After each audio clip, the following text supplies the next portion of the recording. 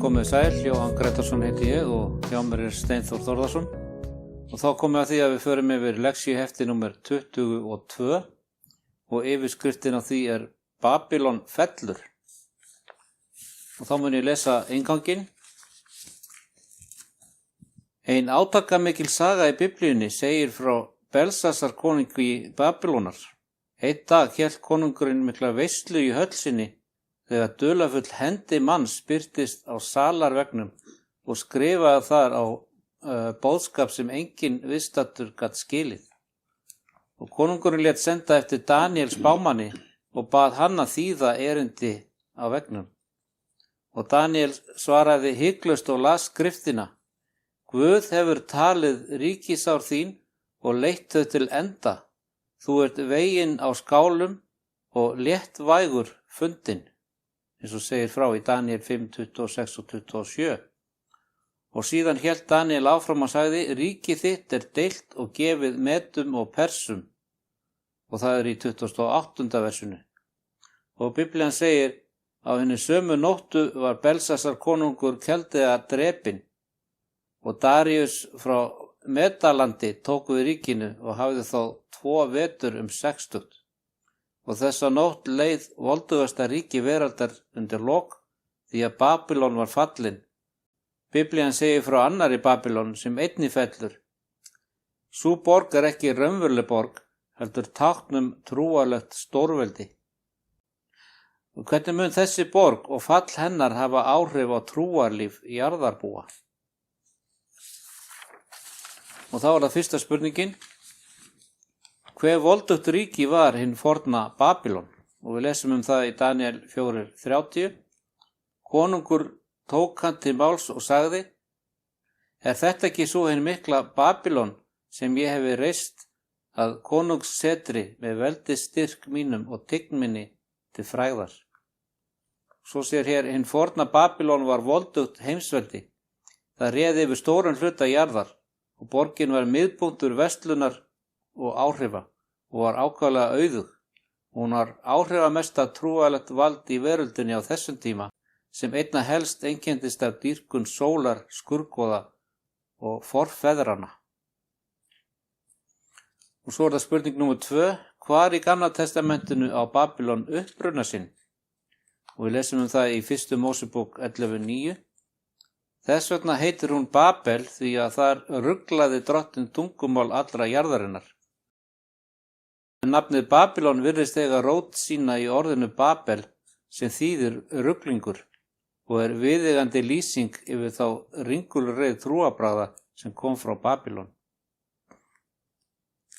Og þá það þriðja spurning. Hvaða aðvörun gaf Guð varðandi Babylon til forna? Og við lesum það í Jesaja 13:19. Svo skal fara fyrir Babylon þessari príði konungsríkjana og drembi djásni Kaldea, sem þá Guð umturnaði Sódómu og Gómoru. Og Guð sagði svo fyrir að vegna ílsku og siðleysis hennar myndi Babylon verða gjöreytt síðar meir. Það athyglisvert að þessi voldu og borg, Guð sagði hana, hún mun líða undir lok. Amen. Og þetta var svo ótrúlegt að það gæti gerst í augum þeirra sem lifðu á þeim tíma. En þetta einn spádómur Biblíunnar sem sýnir fram á að spádómar Guðs rætast. En þeir eru margir slíkir í Biblíunni. Nákvæmlega. Og þá það 4. spurning. Hvaða áhrif hafði Babylon á aðra þjóðir? Við lesum það í Jeremía 51:7. Babylon var gullbikar í hendi drottins. Gjörði alla jörðina drukkna.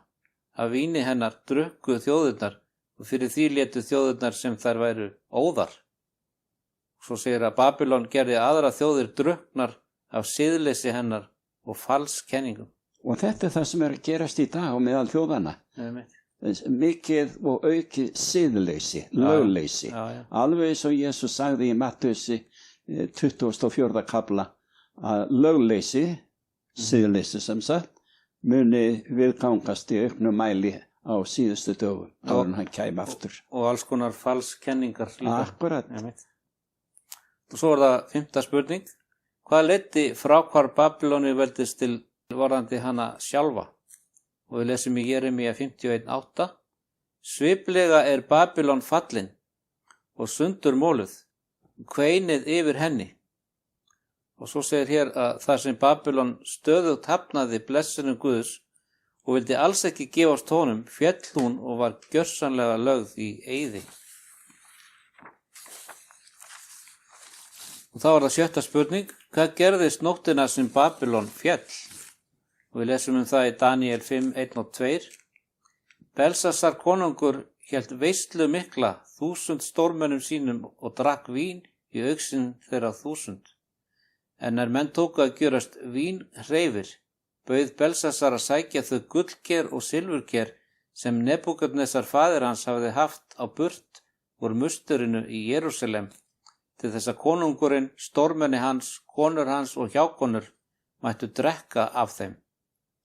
Og svo segir að á meðan herflokkar Medd og Persa söfnuðust saman utan borgarinnar, hélt konungurinn í Babylon mikla veislu og drakk vín úr helgum bikurum sem teknir höfðu verið frá musturinni í Jerúsalem.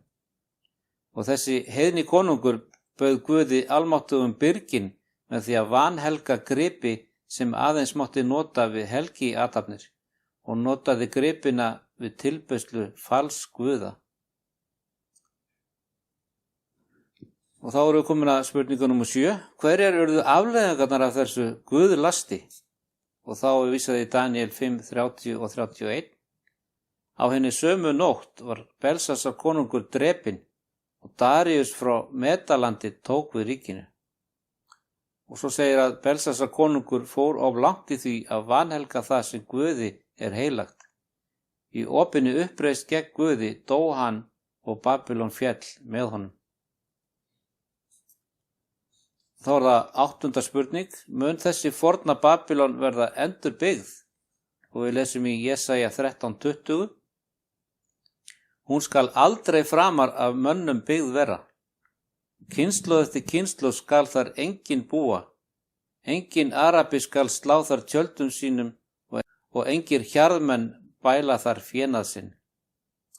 Og svo segir hér að Guð tók það skýrt fram að Babylon mun aldrei verða endurreist. Og þar að leiðandi mun Babylon opinberunarbókarinnar ekki vera borg byggð á ný með steypu og spýtum.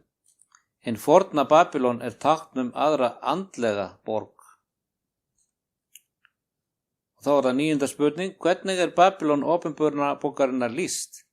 Og við lesum í opinberunarbókinni 17:18.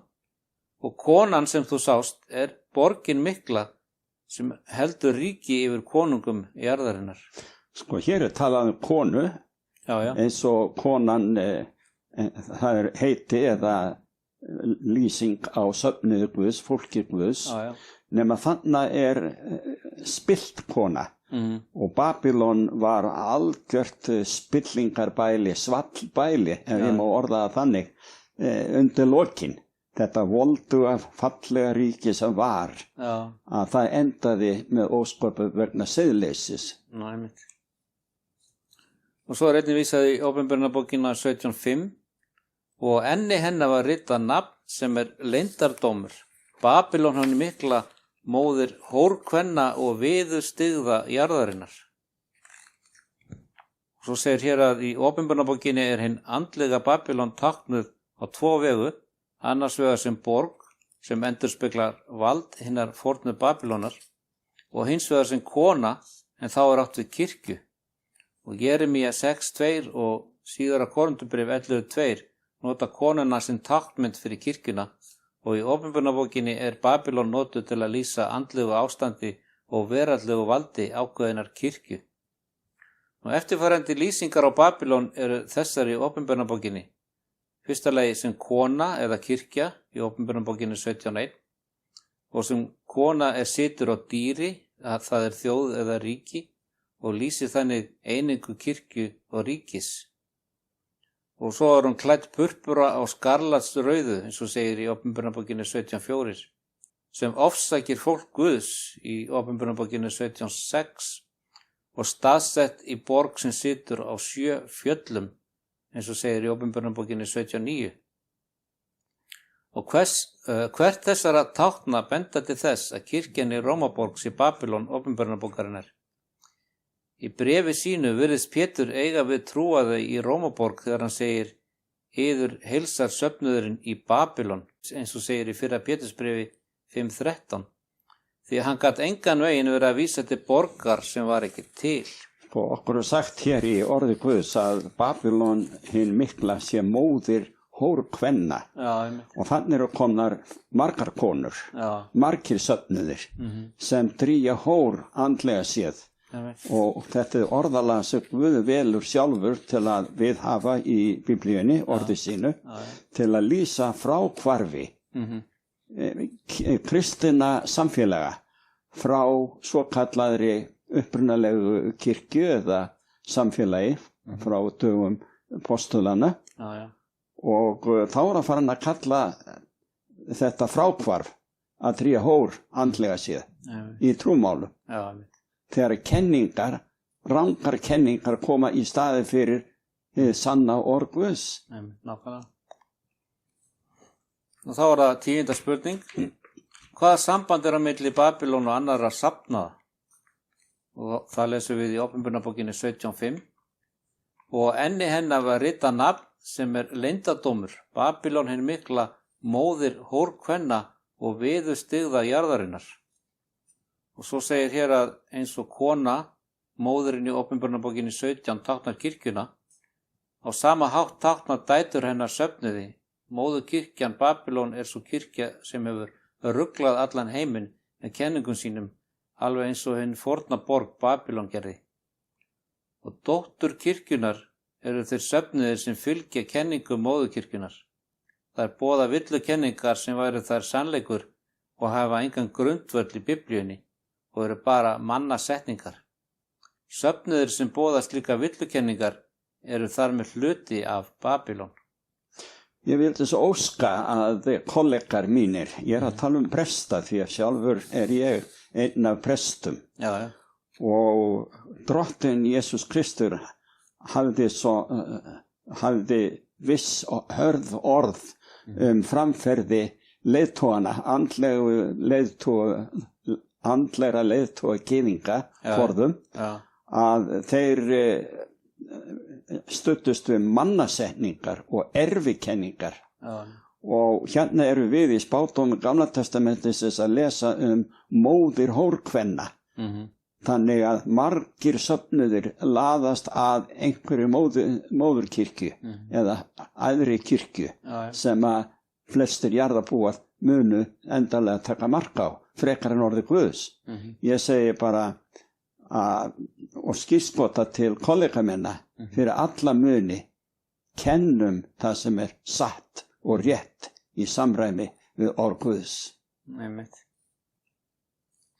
Og þá er það 11. spurning. Hvaða áhrif hefur Babylon nútímans haft á heiminn? Og við lesum í Opinberunarbókinni 18:3. Því að hún hefur byrlað öllum þjóðum að reiðivinni sörleifnaði síns og konungar jarðarinnar drýgðu sörleifnað með henni og kaupmenn jarðarinnar auðguðust af gnóttum munaðar hennar. Og svo segir hér að eins og áfengt vín ruglar fólk í rýminu, þannig hefur Babylon ruglað fólk alla jörðina með kenningum sínum. Það er vegna slíkra áhrifa frá Babylon að allur heimurinn hefur hafnað skýrum boðskap Guðs orðs og meðtekið mengaðan bikar hennar. Orð Guðs er svo einfalt og skýrt og er eini grundvöllur sannleikans. Allir geta lesið og meðtekið þau orð sem Guð hefur talað til okkar, en því miður hefur móður kirkjan ruglað með sannleika Guðs. Þá er það 12. spurning. Hverju trúðu Babylónumenn dauðan? Og við lesum í Esekiel 8:14. Hann leiddi mig að dyrunum á norðurhliði musteris drottins, þar sátu konurnar, þær grétu Tamús. Svo segir hér að Babylónumenn trúðu því að menn héldu áfram að lifa í dauðanum í einu formi eða öðru, og þessi skoðun leiddi síðar til nútíma andatrúar sem síðan hefur haldið einræð síðana í kristna kirkju. Og Babylónumenn tilbóðu Tamús, sem var sagður vera guð gróðurs og matvæla, og þegar Tamús dó á hverju ári upphófst mikið sorgarhátíð og þannig trúðu Babýlonir menn á ódauðleika sálarinnar. Og þá það 13. spurning, hver kenning Biblíunnar varðandi dauðan? Það lesum við í Predikarinn 9:5, því að þeir sem lifa vita þeir eiga að deyja, en hinir dauðu vita ekki neitt og hljóta engin laun framar því að minning þeirra gleymist. Og svo líka hér í Sálmi 115:17. Eigi lofa andaðir menn drottin, né heldur neitt sá en hníin í dauðaþögn. Og svo fyrir Korinthubreið 15:51 og 52. Sjá, ég segi yður leyndardóm, við munum ekki allir sofna, en allir munum vera umbreytast í einni svipan á einu augabragði við þenn síðasta lúður. Og svo segir að Biblían kennir að dauðinn sé meðvitundarlaus svefn sem varir frá því að þetta líf endar og þar til upprisa dauðra á sér stað við endurkomu Krists til jarðar. Og svo kenning að hver einstaklingur hafi sál sem lifir af dauðan á sér enga stoð í Biblíunni. Að þessi villu kenning kom inn í kristina frá heiðidómi en Babýlonumenn tóku við þessari villu og tilbáðu dáið fólk. Kenningin ódauðleika sálarinnar og að dánir haldi áfram að lifa með fullri meðvitund hluti af þeirri falskenningu sem Babýlon býður upp á í vínbíkar sínum. Og það einmitt fyrir áhrif frá Babýlon að andatrúin orðin svo vinsæl í kristnum kirkjum í dag.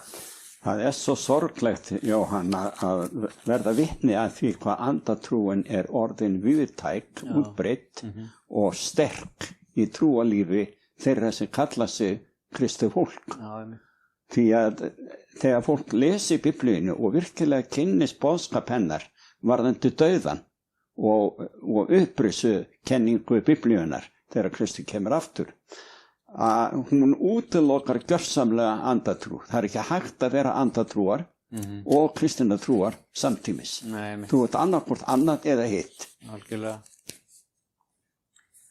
Og þá það 14. spurning. Hvaða önnur villukenning kom inn í kirkjur kristina frá Babýlon? Og þá lesum við í Esekiel 8:16. Hann leiddi mig inn í innra forgarð hús drottins og voru þá þar fyrir dyrum musteris drottins milli forsalsins og altarisins 25 menn. Snéru þeir bökum við musteri drottins en ásjónum sínum í austur og tilbáðu sólina í austri. Svo segir hér að sólin var tilbyðin í Babýlon sem svo var til þess að spilla tilbeiðslu þeirra sem tilbáðu Guð á tíma Biblíunnar og hefur líka fest rætur í kristnum söfnuði nútímans. Sunnudagurinn, dagur sólarinnar, hefur rutt úr vegi hvíldardegi Biblíunnar í tilbeiðslu margra í dag.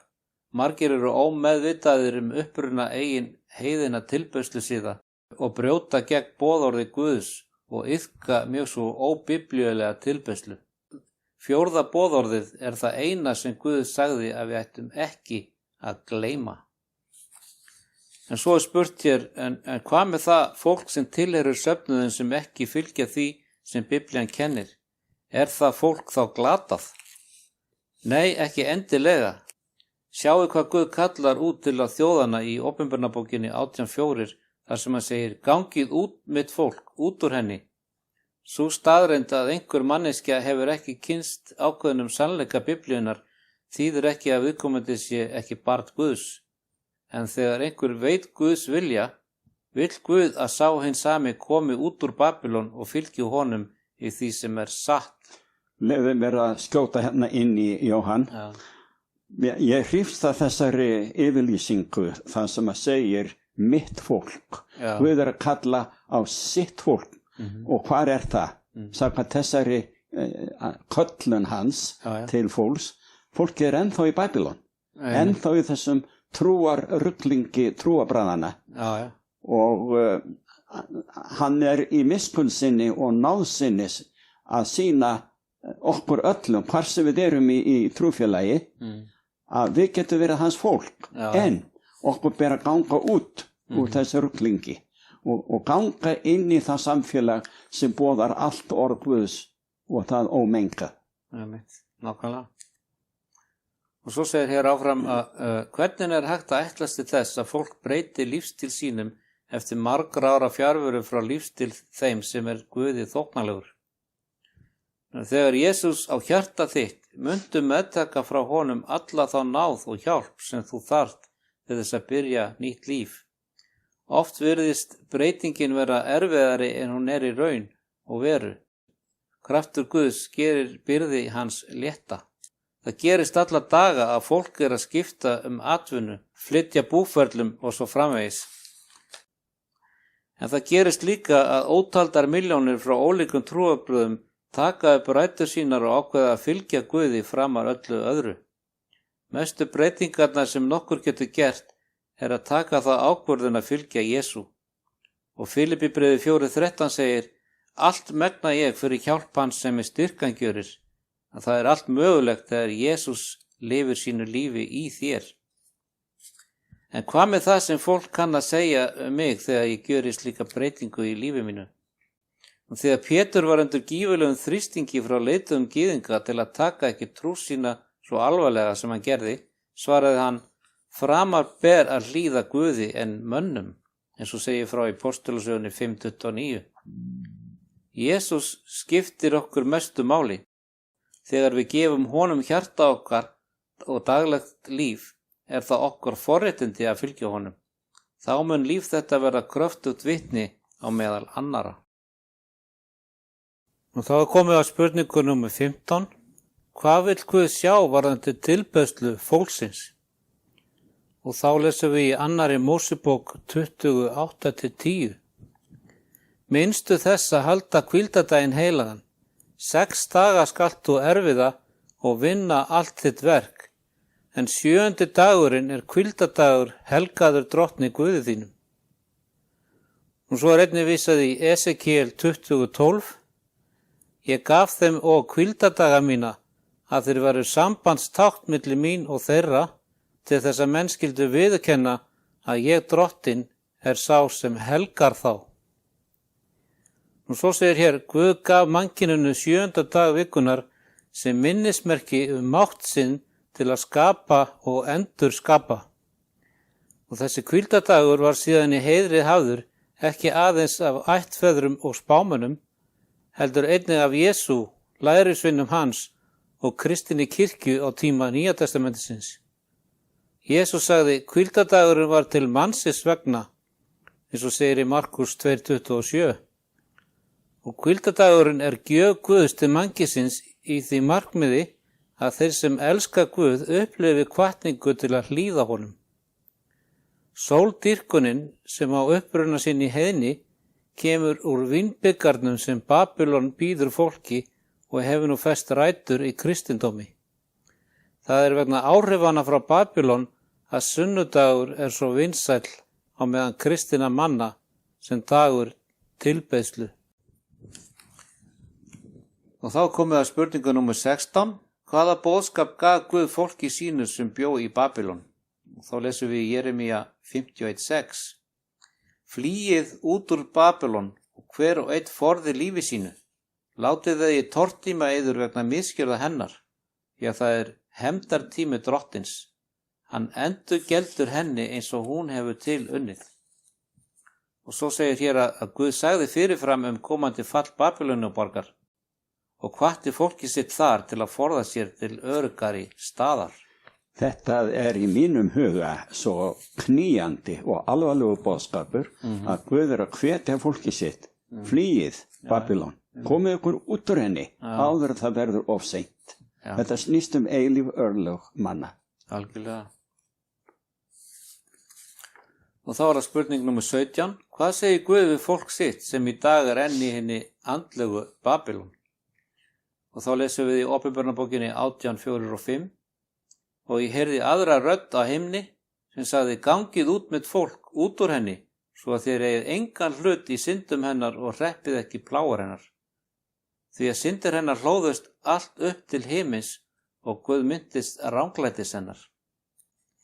Og svo segir hér að Guð veit að hann á trúfast fólk í Babylon. Hann kallar á þetta fólk sitt og það heyrir röst hans að koma sér út úr Babylon og gerast meðlimir hans síðasta safnaðar. og þá vísa í leksju númer 21. Guð veit þá andlegu hættu sem fólk hans í, svo lengi sem það dvelur í Babylon. Hann gerði sig grein fyrir því hve erfitt það reynist sumum að yfirgefa kirkjuna sína. Slíkum gefur hann sömu ráðleggingu og hann gaf Pétri forðum þegar hann spurði hvað hann ætlaði að gera. Og Jesús svaraði, ef ég vil að hann lifi þangað til ég kem, hverju skiptir það þig? Fylg þú mér, eins og segir frá Jóhannes 21:22. Nú fremur en að dvelja á því sem aðrir kunna segja og gera, ættum við að varðveita hjörtu okkar í hans hjarta og láta hann ráða ferð okkar. Og þá komum við að síðustu spurningunni í þessu hefti sem er númer 18. Hvernig lýsir Guð kirkju sinni á síðustu dögum? Og þá lesum við í 1. Tímóteusarbréfi 3:15. Til þess að þú skulir vita, ef mér seinkar, hvernig á að haga sér í Guðs húsi, sem er söfnuður lifanda Guðs, stólpi og grundvöllur sannleikans. Og einnig í Opinberunarbókinni 14:12, hér reynir á þolgæði hinna heilugu, þeirra er varðveita boð Guðs og trúna á Jesú. Og hér eru þetta átt við að varðveita boðorð Guðs og trúna á Jesú, það er boðskap, kenningar Jesú Krist. Já. Og það er ekki erfitt að finna þetta. Nei. Þetta er svo skýrt í Biblíunni. Nákvæmlega. Og svo segir hér að þegar Jesú kemur aftur, er það til þess að leiða kirkjuna framfyrir sig í dýrð án þess að hún hafi blett eða ruggu né neitt þess áttar, eins og segir frá í Efesus 5:27. Kirkja Jesú mun samstanda af trúföstu fólki sem elskar að fylgja orði Guðs Biblíunni. Fólk sem lætur sér allægi og einelti annara sig engu skipta, því það elskar Jesú. Það hafnar erfikenningum og falskenningum sem eiga enga stoð í Biblíunni og meðtaka sannleika Guðs af alhug. Og þetta fólk mun taka undir með Davíð, sjá ég kem, í bókarollunni er mér reglur settar, að gjöra vilja þinn Guð minn er mér yndi og lögmál þitt er hið innra með mér, eins og segir frá í Sálmi 48:9. Og svo er hér spurning í lokin fyrir þig. Ertu fús til þess að yfirgefa Babylon og leyfa Guði að leiða þig í samræmi við vilja hans? Ég má til með að bæta hér við, þetta gerði ég í eina tíð, ungur að árum, og ég sé aldrei eftir því. Auðvitað munum við upplifa ýmsa erfiðleika og mótlæti, en það er vel þessi virði fyrir trú þína á frelsarann Jesú Krist. Amen. Og með þessu þá lýkur þessu hefti hjá okkur í dag og við þökkum bara fyrir.